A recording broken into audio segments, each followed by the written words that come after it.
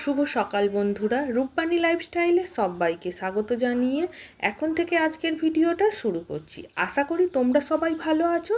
তোমাদের আশীর্বাদে আমিও ভালো আছি।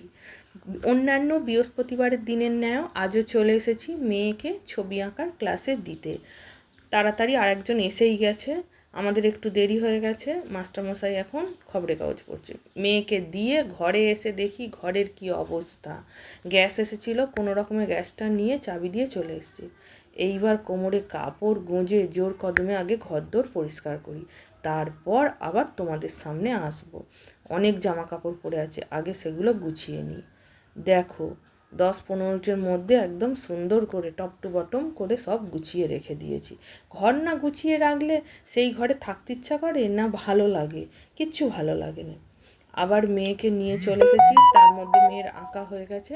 খুব ক্লান্ত লাগছে, গেছি এসেছি, রোদ উঠেছে তো, তাই আগে একটু রেস্ট নিয়ে নিই। দেখো আমি এদিকে রেস্ট নিচ্ছি, মেয়ে ওদিকে রেস্ট নিতে নিতে এখন বেজে গেছে 1:30।